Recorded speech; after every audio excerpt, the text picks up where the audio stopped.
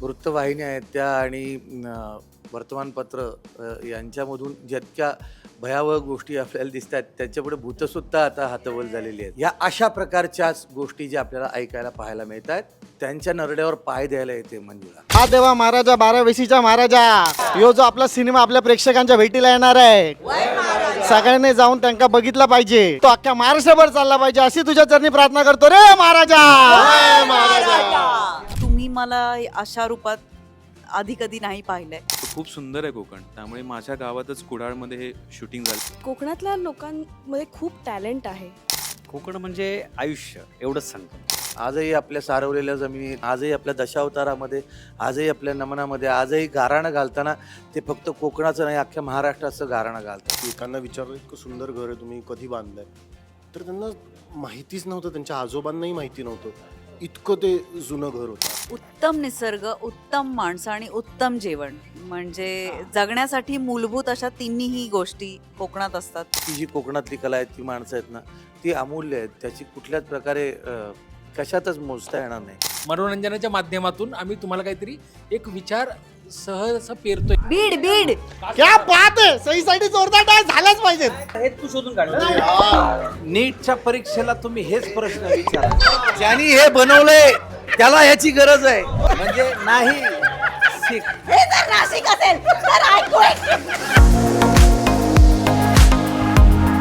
नमस्कार मित्रांनो, मी पूजा बोरकर. लोकमत फिल्मीमध्ये तुमच्या सर्वांचं स्वागत आहे. आज पंचायतमध्ये खरी पंचायत घडली ती म्हणजे कोकणात. कारण की कोकणात हस्तखेळतं गाव होतं आणि त्या हस्तखेळत्या गावात एक पंचायत झाली आहे. कारण की तिची एंट्री झाली आहे आणि ती आहे मंजुळा. सो मंजुळा आल्यानंतर हस्तखेळत्या गावाला काय झालं आहे, नेमकं कुठे काय बिनसलं आहे, हे सगळं आज जाणून घेणार. तुंबाडची मंजुळाची संपूर्ण टीम आज आपल्यासोबत आहे. पहिले तुमचं सगळ्यांचं खूप खूप स्वागत आहे लोकमतच्या ऑफिसमध्ये. धन्यवाद. थँक्यू. बरं, कोकण आणि हस्तखेळत्या गावाला कोणाची नजर लागली हा सगळ्यांना प्रश्न आहे. आणि त्या हस्तखेळत्या गावाला खरंच नजर लागली आहे का? या हसत्या खेळत्या गावाला कुणाची नजर लागली आहे? या हसत्या खेळत्या गावात कुणी येऊन समस्या निर्माण केली आहे आणि या समस्येचं निराकरण कोण करतंय? या प्रश्नांची उत्तरं आपल्या सगळ्यांना जर जाणून घ्यायची असतील तर येत्या 5 जून 2026 पासून महाराष्ट्रातील जवळपासच्या चित्रपटगृहात सहकुटुंब सहपरिवार पहा तुंबाडची मंजुळा. सो ही सुरुवातच तुम्ही अशी केलेली आहे की थिएटरमध्ये जाऊनच या मंजुळेला भेटा. पण नक्कीच या मंजुळेने जितू दादाला नाचवलं आहे ते आम्हाला खूप जास्त आवडलं आहे. कारण की आम्ही कधी ते पाहिलं नव्हतं आणि ती धमाल स्टेप सध्या खूप जास्त व्हायरल होते दादा. मी सुद्धा कधी नाचलो नव्हतो असा चित्रपटात. फार पहिल्या चित्रपटात नाचवलं होतं तेव्हाच कळलं होतं आपल्याला येत नाही नाचता. आणि आताही कळलं. पण सुजित कुमार यांनी आमच्या स्टेप सोपी दिली होती. तर काय पदन्यास करायचा होता ना, असं काहीतरी करायचं होतं. आणि त्यात ते गाणं इतकं ऊर्जावान गाणं आहे, असा जोरदार धमाकेदार. आणि त्यात आऊ होती नाचायला आणि सोबत हे सगळे सवंगडी होते. त्यामुळे नाचलो काय. शेवटी पोटा पाण्यासाठी पोटासाठी नाचते मी. ते काय खरं गाणं. परवा कुणाची परवा कुणाची. परवा येतोय सिनेमा. येतोय परवा सिनेमा येतोय. आणि मी कसा नाचलो हे जर जाणून घ्यायचं असेल तर सहकुटुंब सहपरिवार पाहायला विसरू नका. 5 जून रोजी सर्वत्र प्रदर्शित तुंबाडची मंजुळा. मकरंदी शिकवलंय मला. आम्ही आत्ता बघतोच आहे तुमची किती धमाल सुरू आहे. इतके तुम्ही सगळे एकत्र आलेले आहात. सेटवर सुद्धा अशीच खूप धमाल असेल. माझा विविध सरांना पहिला प्रश्न आहे की ही जी स्टारकास्ट आहे ती कशी तुम्ही जुळवून आणली? कुठल्या भूमिकेत कोणाला घ्यायचं हे कसं ठरलं होतं? स्टारकास्ट जुळवून आणण्यासाठी सुरुवात नाही, चिठ्ठ्या नाही टाकल्यात. योग्य स्टारकास्ट योग्य कॅरेक्टर्सला बसणं खूप गरजेचं होतं. जसं पुलंची जशी पात्रं आहेत ती सामान्य असतात, पण ती आपल्यासमोर जेव्हा वाचायला लागतो आपण तेव्हा ती असामान्य होऊन जातात. तशीच हे कॅरेक्टर्स, ही पात्रं सगळी तुमच्यासमोर असामान्यरित्या समोर येणार आहेत. आणि त्या कॅरेक्टर्सची जी गरज होती, ज्या कॅरेक्टर्सची शेड होती, त्या शेडमध्ये ह्या सर्वांनी अभिनय केलेला आहे. आणि तुम्हाला मी खात्री देऊन सांगतो की जितू सर, सई, मकरंद सर, आऊ हे सगळे जे आता बसलेत सगळे लेजंड्स, ते सगळे एक त्या कॅरेक्टर्समधले दिसतील तुम्हाला. जितू जितू सर नाही दिसणार किंवा ओम ओम नाही दिसणार, ते त्या कॅरेक्टरसाठी आलेले आहेत. त्यांनी काम केलेलं आहे. आणि धमाल म्हणाल तर मी सेटवर सिरियसली सांगू का, प्रत्येकाच्या परफॉर्मन्समध्ये मी एन्जॉय केलेलं आहे. मी काही बऱ्याच वेळा कटही बोललेलो नाही आहे. आणि ती धमाल बघायला तुम्हाला तुंबाडची मंजुळा 5 जूनला समोर येणार आहे सगळी धमाल. ओमला सुद्धा प्रश्न आहे की तुला आम्ही खूप वेगवेगळ्या भूमिकेत बघितलं आहे. मग ते कुठला कार्यक्रम असेल किंवा मग सिनेमांमध्ये बघितलेलं आहे. कधी सिरियस, कधी एकदम कॉमेडी, मुळशी पॅटर्न तर सगळ्यांनाच माहिती आहे, तोंडावर आहे सगळ्यांच्या. पण आता या सिनेमात तुझी भूमिका काय आहे? कोकणातला अनुभव तुझा कसा होता? माझी भूमिका आहे केशव नावाचं माझं पात्र आहे. आणि त्याच्या आयुष्यात अशा काही विचित्र घटना घडतात की त्याच्यामुळे ही गोष्ट आपल्यासमोर येते आणि ती गोष्ट रंजक होत जाते. तर केशव गावातला असा मुलगा आहे जो छोटी मोठी पेंटिंगची कामं गावात करत असतो. तो बाहेरून शिकून आला आहे चित्रकला, पण चित्रकलेची कामं काही त्याला उपलब्ध नाही आहेत. त्याच्यामुळे जी आहेत उपलब्ध रंग देण्याची कामं ती तो करतो आहे. तर असं ते पात्र आहे. त्याचं गावात दोस्त आहेत त्याचं प्रेम आहे कुणावर तरी, तिकडे तो प्रयत्न करतोय काही सूत जळवता येतंय का वगैरे वगैरे. तर असं सगळं पात्र आहे माझं. मी विविध सर तुमच्याकडेच येईन की तुंबाडची मंजुळा हे चित्रपटाचं नाव कसं सुचलं, आणि तुंबाड हे एक गाव आहे कोकणातही, हो. तर या चित्रपटाचं शूटिंग कुठे झालं? नाव सुचणं एक खूप मोठी प्रोसेस होती. कारण सिनेमा लिहून तयार झाला, त्याची सायमल्टेनियसली कास्टिंग पण चालू होती, सगळ्या गोष्टी झाल्या होत्या, पण नाव ठरत नव्हतं. खूप नावं आली होती. म्हणजे विषयाच म्हणजे गोष्टीचाच भाग असा होता की एका गावावर संकट येतं आणि ते गाव तोंड देतं, आणि ती एक गोष्ट एक एक कमालीची असामान्य गोष्ट घडते त्या गावात, आणि त्याचेच पडसाद उमटतात आणि तुम्ही थिएटरमधून बाहेर पडताना सुद्धा ते अनुभवाल. सो नाव खूप खूप म्हणजे कॉमन न ठेवता काहीतरी युनिक हवं होतं, आणि त्यासाठी माझा अट्टास पण होता. झी स्टुडिओचे business head Bhavesh Janwalekar, Bhavesh sir आमचे, ज्यांनी ह्या सिनेमाची दिग्दर्शन तू करायचे हे ठरवलं, त्यांनी हे नाव सुचवलं आहे. आणि म्हणजे खूपच असं मंजुळा ठरलं होतं अगोदर कॅरेक्टरचं नाव, मग त्या मंजुळाच्या अवतीभोवती घडत होतं, आणि ते अचानक एक दिवशी बोलून गेले की अरे तुंबाडची मंजुळा करूया, कारण एका गावावरून संकट आलंय, ते कुठून आलंय तर तुंबाडमधून. सो तसं ते नाव सुचवलंय त्यांनी, आणि ते खूपच अशी कमाल नाव सुचवत असतात. आता थांबायचं नाही सुद्धा त्यांनीच नाव सुचवलं होतं सिनेमाचं.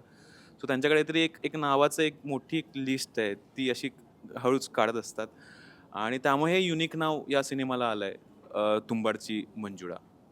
आणि ह्याचं शूटिंग मी जो अनुभव घेतला, मी कोकणातला आहे, आणि मी माझ्या POVने कोकण पाहिलं आहे. तो कोकण मला जगासमोर किंवा महाराष्ट्रासमोर मांडायचा होता, आणि तो खूप सुंदर आहे कोकण. त्यामुळे माझ्या गावातच कुडाळमध्ये हे शूटिंग झालं, आणि त्या सिनेमाची त्या कथेची गरजसुद्धा कोकण होते. सो त्यामुळे हे कुडाळमध्ये शूट झालं आहे आत्ता. ओके, माझा प्रश्न सईसाठी होता. चित्रपटात टेझरमधून अगदी पोस्टरमधून सुद्धा तुझ्या व्यक्तिरेखाचा एवढा उलगडा होत नाही आहे. ते फार आखून ठेवले. त्यासाठी टीमचं यश आहे की जी आम्हाला सगळ्यांना उत्सुकता आहे की तुझी व्यक्तिरेखा कशी असणार आहे. तर त्याविषयी काय सांगशील? तुझा या सगळ्यांसोबतचा अनुभव कसा होता काम करतानाचा? आउटस्टँडिंग अनुभव होता. तुम्ही आत्ता बघतच असाल की आम्हाला प्रत्येक वेळेला कोणाला तरी थांबावं, म्हणजे कंट्रोल करायला लागतं. तर आमची एकदा भट्टी सुरू झाली की ती थांबणं मुश्किल आहे. फॅन्टॅस्टिक अनुभव होता. छान वाटतंय मला की गुलदस्त्यात ठेवलंय माझं पात्र, कारण त्या पात्राचं तसं काहीतरी महत्त्व आहे, म्हणूनच ते गुलदस्त्यात आहे. आणि 5 जूनला तुम्हाला त्याची उकल होईलच. पण हे एवढं नक्की आवर्जून सांगेन की तुम्ही मला अशा रूपात आधी कधी नाही पाहिलंय, आणि मीही अशा प्रकारचं पात्र याच्या आधी साकारलं नाही आहे. त्यामुळे मीही तेवढीच एक्सायटेड आणि नर्वस आहे की 5 तारखेला ऑडियन्स कसं रिसीव्ह करणार आहे सिनेमा आणि माझं पात्रही. पुढचा प्रश्न सर्वांसाठी होता की अलीकडे कोकणात बरेच सिनेमे शूट होत आहेत. दशावतार झाला किंवा अलीकडे बाप्या सिनेमा रिलीज झाला आहे, तो पण कोकणात शूट झाला आहे. तर कोकणात शूटिंग करण्याचे फायदे तुम्हाला काय वाटतात, आणि तो एक वेगळा अनुभव कसा असतो सगळ्यांसाठी? एक मिनिट, सगळ्यात आधी जिचा फायदा झाला तिला देऊया. मला खूप अभिमान वाटतो की नमस्कार, माझं नाव प्रियल, मी कोकणातली आहे. आणि मला फार अभिमान वाटतोय की एवढे चांगले सिनेमे कोकणामध्ये घडत आहेत आणि एवढे मोठे मोठे दिग्गज कलाकार येत आहेत, एकत्र सगळे काम करतोय. अ, कितवा सिनेमा आहे तुझा हा? हा माझा 3रा सिनेमा आहे. पहिला कुठला होता? काकण.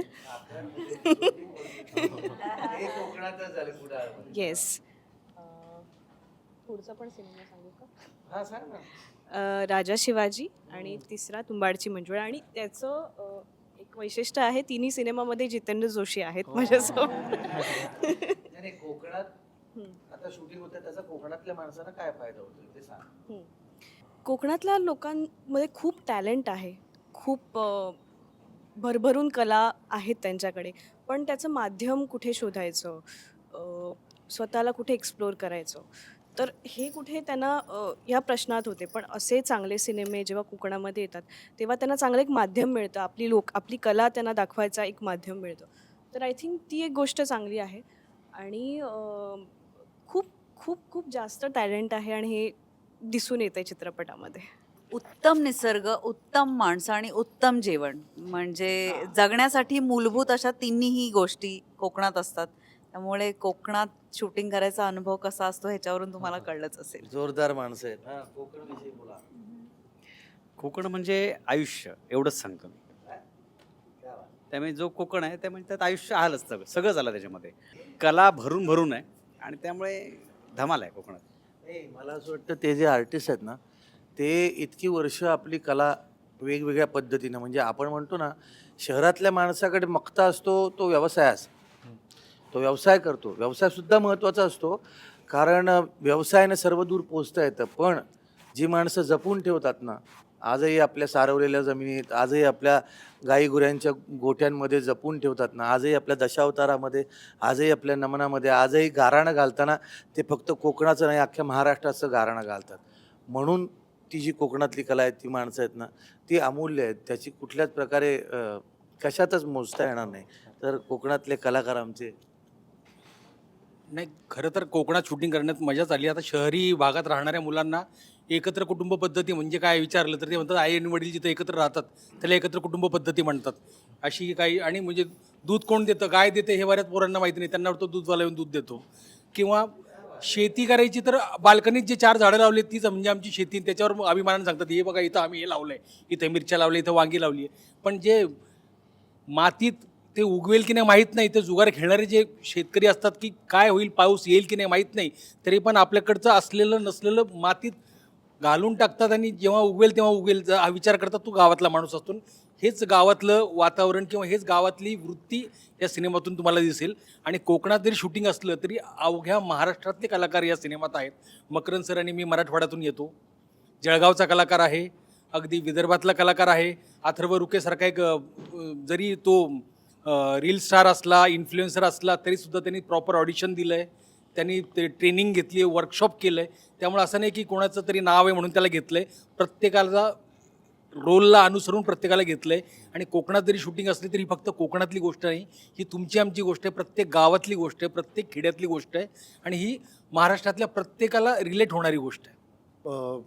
कोकणातली आणखीन एक गोष्ट मला फार महत्त्वाची वाटते, जी मला असं जाणवली विशेष, ती म्हणजे घरं कोकणातली. ती फारच सुंदर आहेत. इतकी जुनी जुनी घरं आहेत ना, म्हणजे विश्वास बसत नाही आपल्याला. म्हणजे एक मला जी तू सांगत होता मध्ये की एकांना विचारलं इतकं सुंदर घर आहे तुम्ही कधी बांधलंय, तर त्यांना माहितीच नव्हतं, त्यांच्या आजोबांनाही माहिती नव्हतं, इतकं ते जुनं घर होतं. आणि फार म्हणजे काय क्वालिटी असेल त्या कन्स्ट्रक्शनची. ती घरं अशी नवीन असल्यासारखी वाटतात, तर ऐसपैस असतात आणि ती खरोखरी जुनी असतात. लाकूड चांगलं वापरलेलं असतं, दगड तिथला वापरलेला असतो. तर अशा सगळ्या म्हणजे घरं तिथली, म्हणजे आपल्याकडे ते स्क्वेअर फुटाचा हिशोब असतो ना, ते तसं नसतात बांधलेली, ती ऐसपैस तब्येतीत बांधलेली घरं असतात जुनी. तर ते मला खूपच इंटरेस्टिंग वाटलं बघायला. आपण जे शूटिंग केलं ते 350 वर्ष जुनं होतं. त्यांना माहिती होतं की तेवढं तरी आहेच, तेवढं तरी आहेच. आमच्या आजोबांना माहिती होतं की त्यांना माहिती. आमच्या ते म्हणलं खूप मस्त हो, एवढ्या जाड भिंती होती, एवढ्या. तर मी म्हटलं की दादा किती जुनं आहे.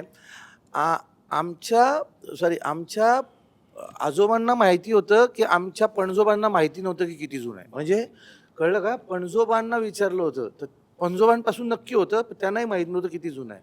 असं ते घर होतं आणि फार कमालीचं. म्हणजे कोकण एक कोकण वेगळंच कोकण या मुलांनी दाखवलं. वेगळीकडे शूटिंग केले.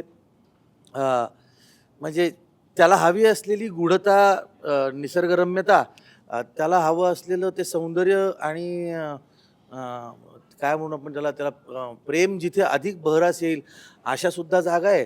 आणि पार आहे कोकणचा, जे म्हणून कोकणात आपण बघतो ना, ते सगळं म्हणजे दशावतार नंतर त्याचे दशावतारमध्ये आपण एक प्रकारचं कोकण पाहिलं. आता इथे वेगळ्या आणखी प्रकारचं कोकण तुम्हाला पाहायला मिळेल असं वाटतं. आणि एक त्यांच्या असं तिथल्या लोकांच्या मनात काहीतरी असं स्थैर्य आहे असं वाटतं. ते शांत असतात ती लोक. समाधानी आहेत, समाधानी आहेत. काहीतरी काहीतरी मिळवायचं असं काहीतरी वखवक नसते डोक्यात, असे शांत बसलेले असतात. म्हणजे एक मला असा अनुभव आहे, या शूटिंगच्या दरम्यानचा नाही आहे आणि कोकणातलाही नाही आहे, गोव्यातला आहे, पण ती साधारण किनारपट्टीचाच भाग येतो. तर तिथे मी असंच एका गावात गेलो होतो, खूप जिथे पूर्वी माझं कधीतरी शूटिंग झालं होतं लहान असताना गेलं. तर तिथे ती जागा कशी आहे रे आता बघून येऊ अशा याने मी 2 व्हीलर घेऊन गेलो होतो. तर ते सुनसान गाव होतं. म्हणजे गाव ते इतकं सुनसान होतं की असं वाटणारच नाही की ते माणसं राहतात, पण माणसं होती. काही लोक घरात होती, काही कुठे गेली होती. आणि एका कट्ट्यावर ना 3 लोक बसले होते आणि असे साधारण 50शीचे वगैरे ते लोक, 50 कोणी 60चा असेल, असे 3 जण बसलेले. आणि मी तिथे 2 व्हीलर घेऊन गेलो आणि इतकं बाकी सगळी सामसूम होती की खूप ऑब्व्हियस होतं की ते विचारणार तू कोण आहेस आणि गावात का आलायस, कारण कोणीच नव्हतं आजूबाजूला. ते त्या गावातलेच होते आणि मी असा ऑड मॅन त्याच्यात वाटतच होतो, वेगळे टाईपचे कपडे घातलेले वगैरे. तर मी वाट बघत होतो की आता हे कधी आपल्याला काहीतरी टोकणार, काहीतरी विचारणार. म्हणून मी त्यांच्यासमोर हळू गाडी लावली. म्हटलं आता विचारतील मग विचार. त्यातून मी पुण्यातून आलेलो, त्याच्यामुळे मला अपेक्षा होती काहीतरी चौकशी होणारच. पण पूर्ण वेळ त्या लोकांनी काहीच विचारलं नाही. ते त्यांची नाही. बरं, ते एकमेकांशी काही बोलत नव्हते. त्यांच्याही गप्पा ते आहे निवांत असे बसले होते खूप वेळ. मी गेलो गावात, अख्खी चक्कर मारली, काही लोकांनी असं वगैरे केलं, मी निघून आलो. जातानाही ते लोक काहीच बोलले नाही. तर असं एक स्थैर्य होतं त्यांच्या चेहऱ्यावर. तसंच स्थैर्य मला या कोकणातल्या लोकांमध्ये पण वाटलं.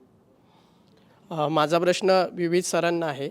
सध्या आपले जे मराठी कॉन्टेंट क्रिएटर आहेत ते डिजिटल मीडिया गाजवत आहेत, त्यांची देशभर सगळीकडे चर्चा आहे आणि तुंबाडची मंजुळामधून अथर्व रुकेसारख्या एक धम्माल कॉमेडी कंटेंट क्रिएटरला संधी मिळाली आहे.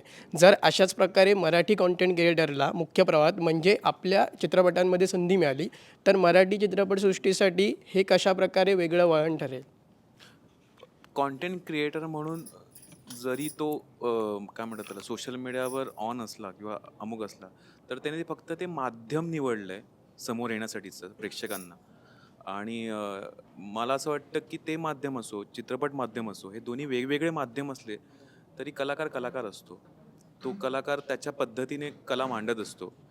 आणि अथर्व रुकेबद्दल सांगायचं झालं ना, तर मला खरंच माहिती नव्हतं तो कॉन्टेंट क्रिएटर आहे आधी. ह्या सिनेमाला कास्ट व्हायच्या आधी मला ह्या सिनेमाचं जे कास्टिंग केलं युगंधर देशपांडेने, कारण एक मनात एक कॅरेक्टर उभं होतं, बारीक पातळ असा काहीतरी एक विचित्र मुलगा जो थोडासा म्हणजे लोकांनी त्याला येड्यात काढलेला आहे.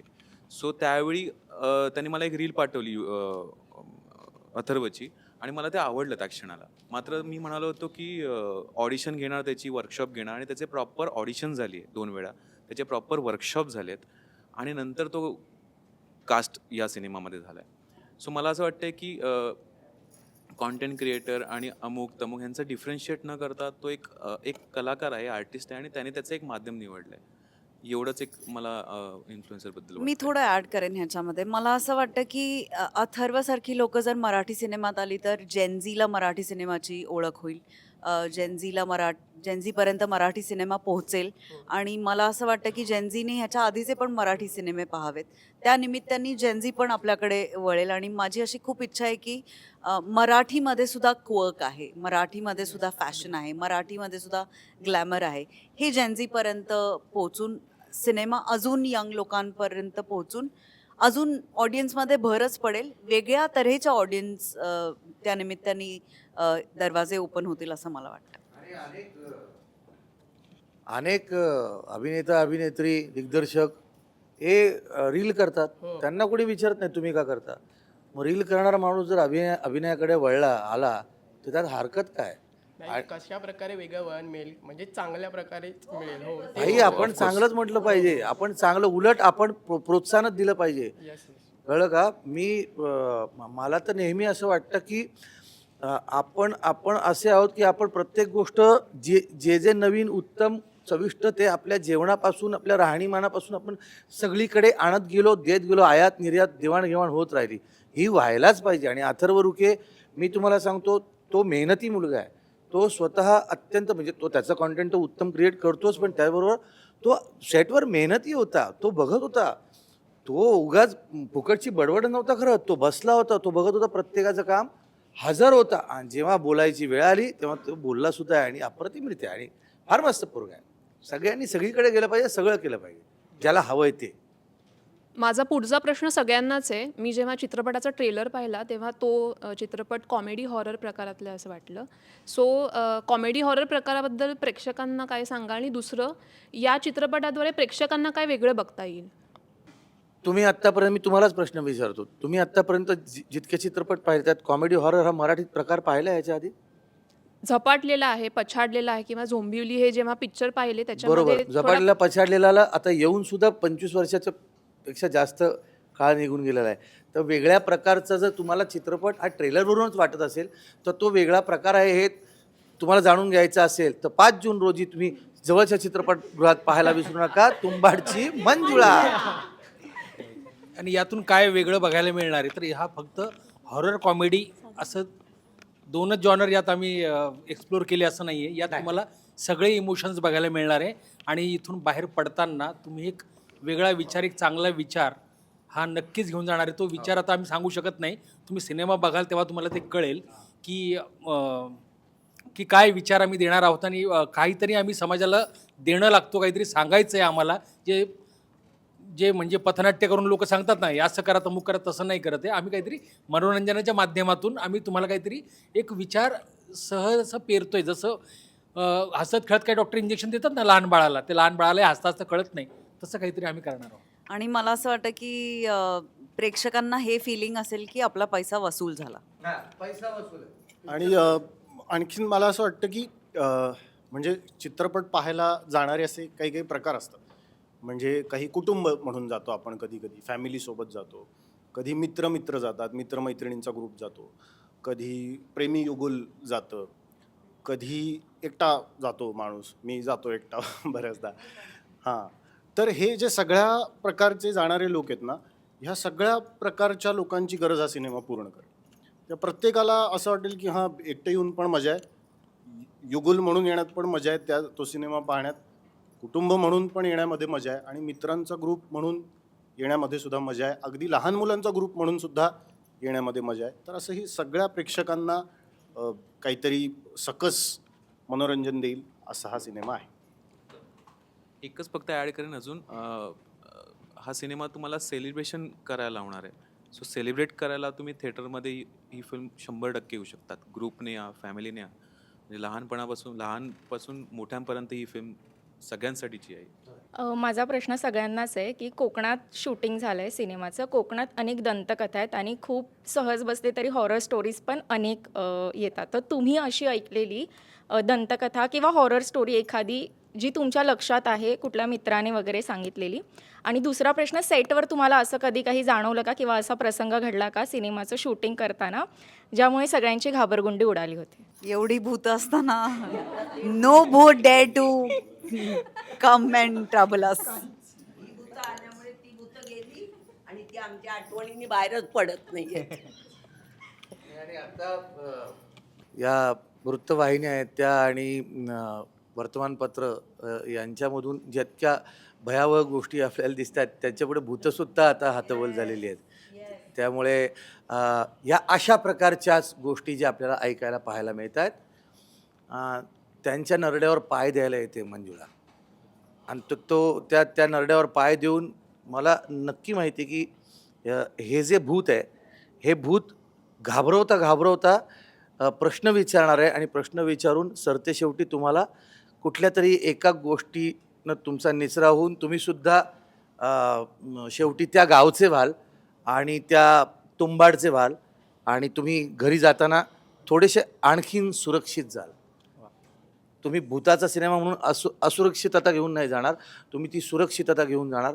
तुम्ही हसत खेळत घरी जाणार, आनंदाने जाणार. माझा प्रश्न उषाताईंना होता. जसा मागाशी उल्लेख झाला की मराठी चित्रपटसृष्टीत एक विनोदी भयपटांची परंपरा आहे. तुम्ही विनोदी भयपटांमध्ये याआधीसुद्धा काम केलं असेल, पण तुंबाडची मंजुळामध्ये काम करतानाचा तुमचा अनुभव कसा होता? खूप छान आहे. काय मी नवीन लोकांच्यावर करत नाहीच आहे काम. हे सगळे आमचे मित्रमैत्रिणी आहेत, त्यामुळे आमची फॅमिलीच होती आणि त्यांच्यावर करताना मला मजाच आली. असं काय वेगळं वाटलं नाही. आपल्याच मित्रांच्यावर काम करते असं वाटलं मला, कारण मी नवख्या लोकांच्यावर काम करत नाही. सर, तुम्हाला प्रश्न आहे, म्हणजे जेव्हा टीजर किंवा ट्रेलरसुद्धा आला तर बऱ्याच लोकांची अशी रिॲक्शन होती की अरे हे स्त्रीसारखं वाटतंय. मग ट्रेलर आला, मग काहीतरी वेगळं वाटलं की हे काहीतरी वेगळंच दिसतं, काहीतरी वेगळं मराठीत बघायला मिळणार आहे. आणि असंही कमेंट्समध्ये आलं की हा कन्नडचा रिमेक आहे. तर यावर तुम्हाला काय म्हणजे नक्की काय आहे तुंबाडची मंजुळा? मराठीत असं काय वेगळं बघायला मिळणार आहे की रिमेकच आहे? मराठीत 100% वेगळं बघायला मिळणार आहे, कारण मी माझ्या POVने ही गोष्ट मांडण्याचा प्रयत्न केला आहे. इन्स्पिरेशन गोष्टी असूच शकतात आणि मला वाटतं की आपल्या कलेमध्ये इन्स्पिरेशन हा भाग राहिला आहे. माणूस हा ॲडॉप्टेशन करतोच प्रत्येकजण, की चांगल्या गोष्टी मिळाल्या त्या घेतो आणि मग पुढे सरकावतो. आणि मला असं वाटतं की इगो कुठेही न ठेवता जर चांगल्या गोष्टी असतील तर ते मी महाराष्ट्राच्या ऑडियन्ससमोर आणण्याचा प्रयत्न करतो आहे. आणि मी लहानपणापासून जो कोकण पाहिला आहे ना, तो कोकण मांडण्याचा प्रयत्न केला आहे. माझ्या आजूबाजूला जी माणसं मी बघितली आहेत, मी अनुभवली आहेत, ती अनुभव मी ह्या सिनेमामध्ये मांडण्याचा प्रयत्न केला आहे. आणि सिनेमातली गाणी पण खूप मस्त आहेत. डान्स विशाल ददलालींनी सुद्धा गाणं गायलं आहे, त्यावर सगळे मजा करतात. तर तुम्हाला सेटवर किती मजा आली हे शूटिंग करताना? गाण्यांचं असेल किंवा अजून काय काय मजा केली?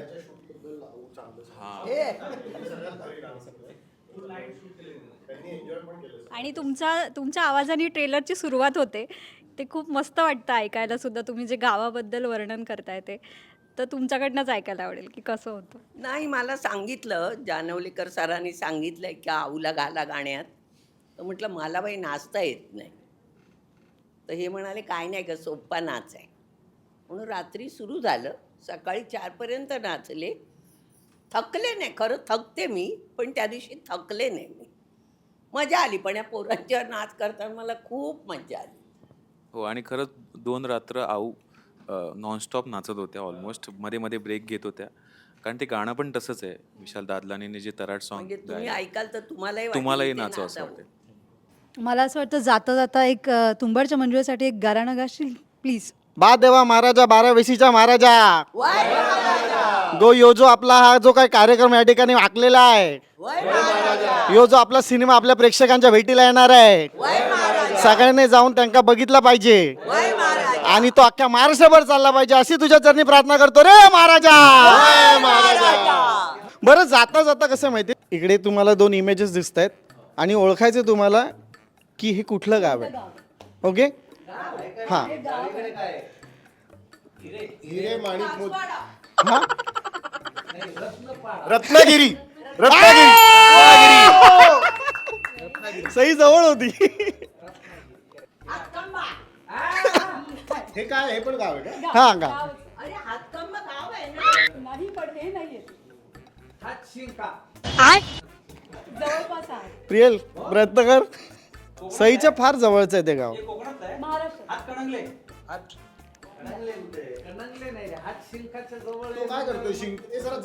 हा, शिंकतोच आहे. तो शिंकतोय. नाही रे.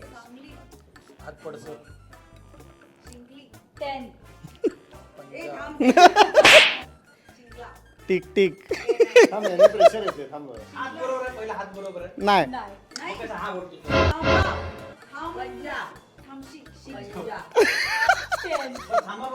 थमसिंग कुठलं यावेळेस? नाही,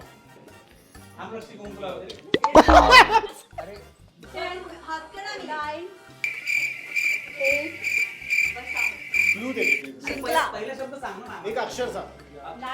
नाही ना, मग सगळं फुटणार ते. बरं, आता एवढं पाच. सांगा, थांबा, किंवा हात बरोबर आहे? हा नाही नाही हात पण बरोबर आहे. हा सांगूया नको, हा नंतर सांग. हा नंतर सांगा. चला नेक्स्ट बघूया. पालघर. पालघर ओ! पालघर जोरदार टाळ्या होऊ द्या guys, please. पालघर लगेच.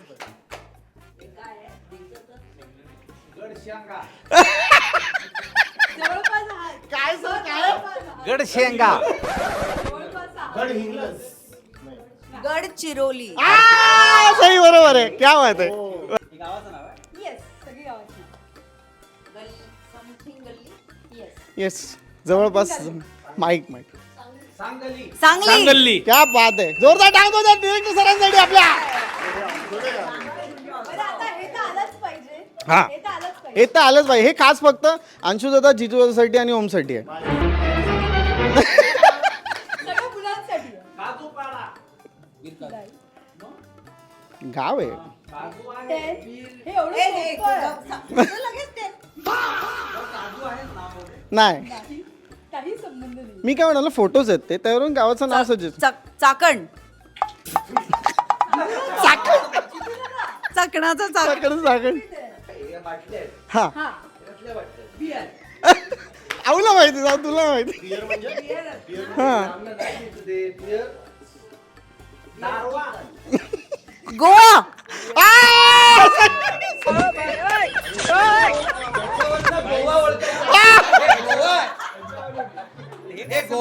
अत्यंत चुक- नाहीयेत. गोव्यामध्ये फक्त दारू आणि काजू आहे. Exactly. गोवा हे राज्य आहे. गोव्यामध्ये म्युझिक नाही, गोव्यामध्ये लोकमतच्या सर्व नाटक पत्रकारांना नाही, गोव्यामध्ये कळवण्यात फक्त येते दारू आणि काजू ही गोवा गोव्याची हे ओळख एक आहे. राज्य आहे. भारत हे सरकारच्या गोव्याचं अंडर येते. अत्यंत चुकीचं गोवा हे representation गाव आहे. नव्हे. पत्रकार मित्रांनो ऐका, गोव्याला राज्य सरकार आहे, राज्य आहे भारतातलं ते. आणि आणि गंमत म्हणजे गोवा नाही, राज्य नाही ते गोवा. चांदणी. आज कळेल की या सिनेमाची टीम किती भांडखोर आहे. सातारा. सातारा बरोबर. सातारा. तारे. ओ क्या सातारा. बात आहे. सातारा बरोबर आहे.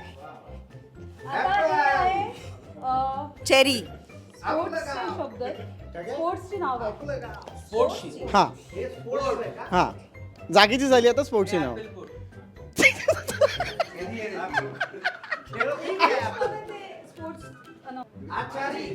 आर्चेरी. प्राऊड करतात तिकडून. आर्चरी. नाही, sir, आर्चरी. नाही. फक्त कलाकारांसाठी. Thanks. Archery. Archery. Archery. Archery.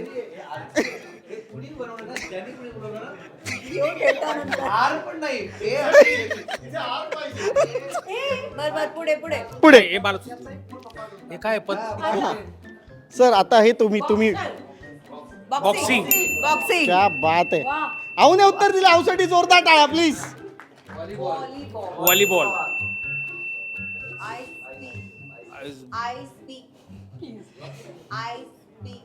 जितो आता लक्षपूर्वक बघतोय. आईस.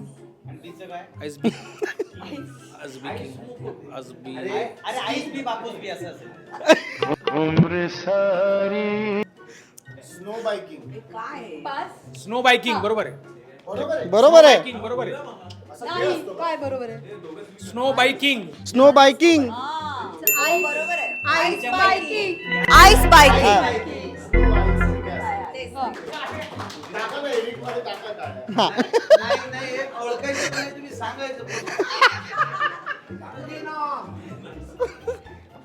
काय काय एक मिनिट काय सर पुदिना ऑन. बॅडमिंटन. बॅडमिंटन. बेसबॉल. विकार सावकार. बेसबॉल. बेसबॉल. बरं दोनसाठी जोरदार टाळ्या प्लीज. अरे पण तिथे मधमाशी बी का लावलीये. बीस बॉल. आता हे काय आता हा हे जागेचं नाव आहे. हे जागेचं नाव आहे. बीस लिंबू. बी लेमन. मध लिंबू. नाही हनी लेमन. अशी कुठली जागा आहे सर सांगा मला कुठली जागा आहे. जिथं मधमाशा हे काय आहे? जागेचं नाव आहे. इंग्लिश, मराठी, महाराष्ट्रातली जागा आहे. बीड बीड क्या बात आहे, सहीसाठी जोरदार टाळ्या झाल्याच पाहिजेत. बीड Superb. बीड बी आणि ईड लिंबू आहे तो सर. नाही नाही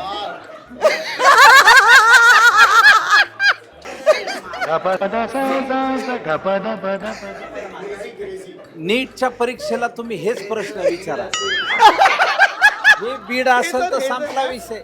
हे जर बीड असेल अरे एक काहीतरी छछोरपणाला पण एक हद्द असते. हे बीड हे बी म्हणजे ती बी म्हणजे बी हा आणि बी म्हणून बी आणि बिलिंबू आणि वाटतं ते. इडलिंबूतला ड.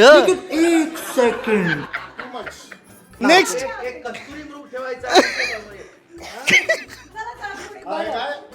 औषधोपचार, सर प्लीज. गोळी पत्ता. जागेचं नाव आहे. याची गरज ज्यांनी हे बनवलं त्याला आहे. ज्यांनी हे बनवलंय त्याला याची गरज आहे. आयुर्वेदिक होमिओपॅथी पण जोडा त्याच्यात. काय वाटतं अहो, काय वाटतं काय असेल हे? जागेचं नाव आहे. जितो दा प्लीज गेस कर, काय वाटतं? ज्यांना माहित नाही ना मग त्यांना अंदाज. अजून मी इथे आहे थांब. पावडर आहे ती, समजा पावडर आहे ती. हा मसाल्याची एक पावडर आहे ती. काय चला. बैगन, अरे यार तो काय हिंगोली 5 तारखेला बघा तुंबाडची मंजुळा. हा एक मिनिट, जे आलं नाही ना ते सांगूया आपण आता. हा हा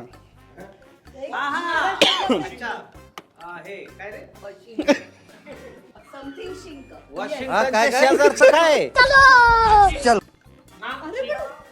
अरे सर तुम्ही काय ते? नाशिक. नाशिक म्हणजे नाही शिक. हे जर नाशिक असेल तर ऐकू नाशिक. एक मिनिट मी बोललो म्हणून सईचं जवळचं गाव आहे. मी मकरंद मी मला हे जाणून घ्यायचंय की हे कोणी तयार केलं. हे ऐका. एक मिनिट, एक कुणी तयार केलं? Yes sir. हे कुणी तयार केलं? एक मिनिट एक मिनिट लवकर बरं कर रे महाराजा, वय महाराजा. एक नाही, मिनिट. यानंतर यानंतर- तुम्ही जितकं माझ्यावर आलाय तिकडे, नाही, पण हे ऐका. ऐक हा हे एवढी पानसटगिरी जर लोकांना आवडणार असेल हा तर इथून पुढे मी लवकरात लवकर रिटायर होऊन लवकरात लवकर गावी बम भोले म्हणत मी निघून जाणं पसंत करेन.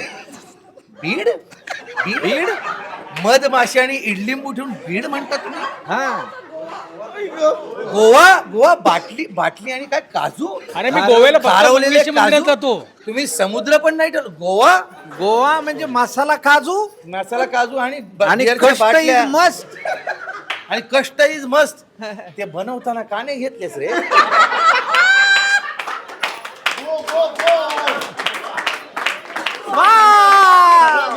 तुमचं हे वाक्य काय अहो, बघा ना ते पण प्लीज गाईज एकदा जोरदार टाळून जाऊ द्या.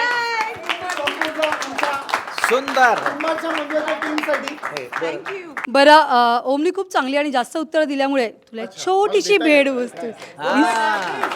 Wow, thank you so much. Makarand तू Yes. बीडचाच आहेस ना? मकरंद तरी तू काही बोलत नाही. नाही मी निशब्द झालो त्याच्या प्रतिभेपुढे. एवढं कधीच मी म्हणतो आपल्या मराठवाड्याकडे दुष्काळ असूनही माणसं अशी इतकी इथं कुठं दुष्काळ आहे पहा. त्याचा अवघड खेळ आहे. एनिवे आता गमतीचा भाग सोडा. आपल्याला नाहीतरी मस्ती करायची होती, आपण ती मस्ती अचीव केली. उन्हाची काहिली वा वा वा आपण सर्वांनी पाहिली. क्या बात. पण या उन्हाच्या काहिलीपासून मुक्तता देणारी, सर्वांच्या घरात खळाळता हसरा झरा निर्माण करणारी, चिंब विनोदामध्ये भीतीमध्ये भिजवणारी, आवर्जून 5 जूनला पहा तुंबाडची मंजुळा.